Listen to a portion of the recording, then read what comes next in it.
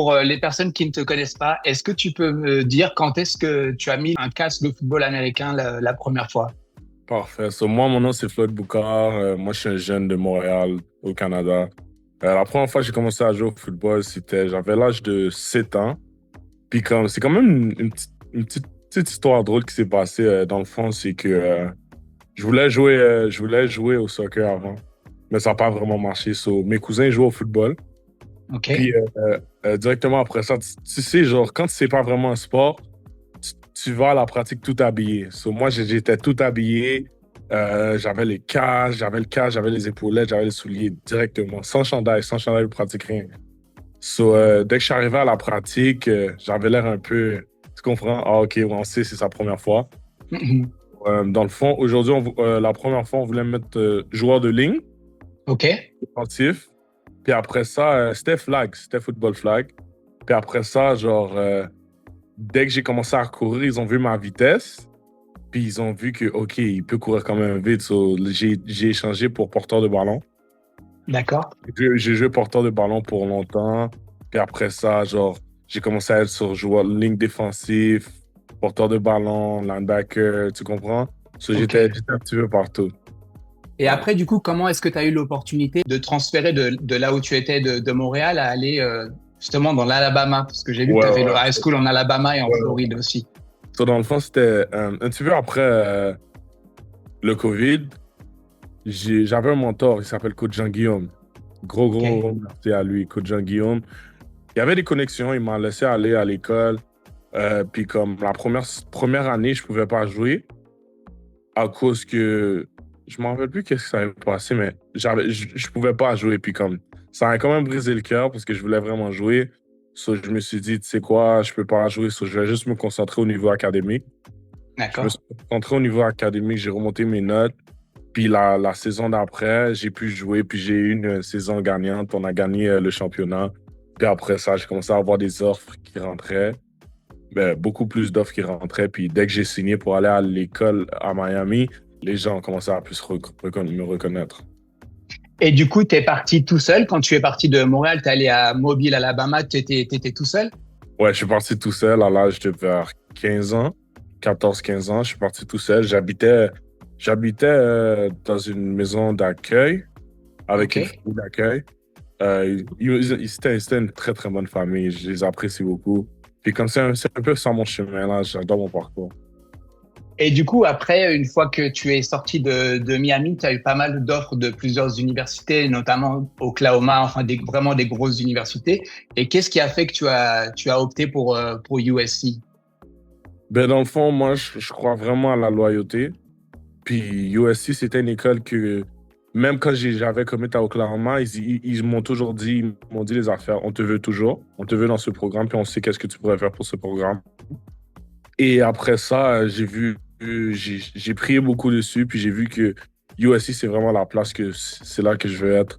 Alors, j'ai pris une grande décision, j'ai flip mon commitment, puis je suis venu Ok. ici, puis jusqu'à date, je regrette zéro. Qu'est-ce que ça fait de vraiment faire partie, de porter ce maillot de USC?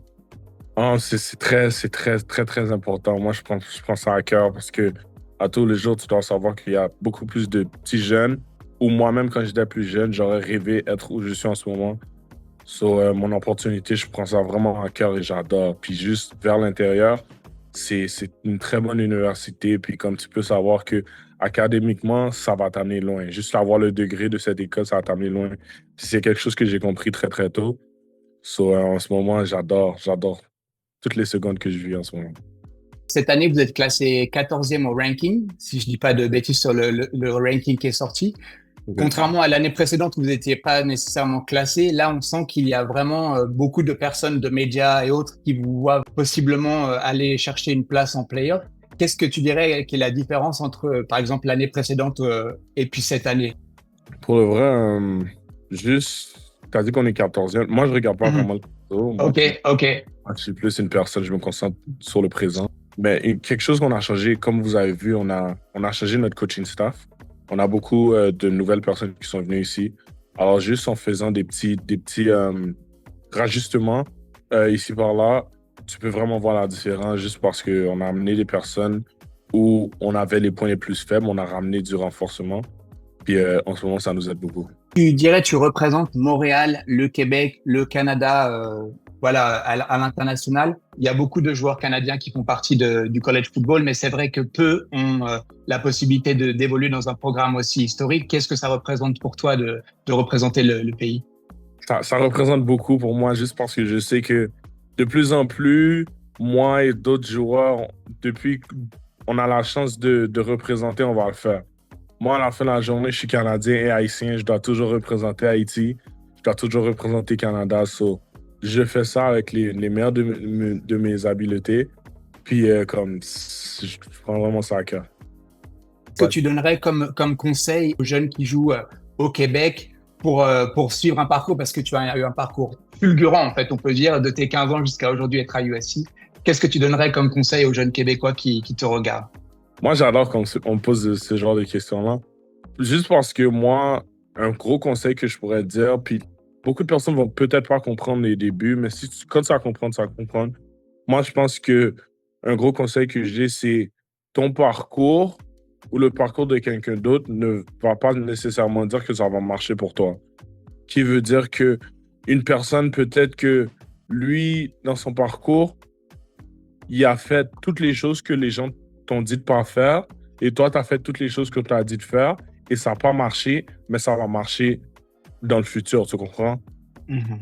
C'est comme, aussi, il ne faut pas comparer. Les gens ont tendance à comparer aussi, ça n'a pas marché.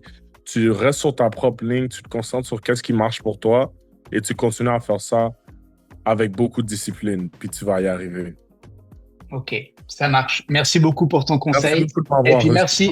merci pour ton temps. Et puis bah bon courage, bon match pour le premier match à San José. Je pense que c'est samedi hein, que vous jouez, recevez Ouais, San samedi, José. ouais.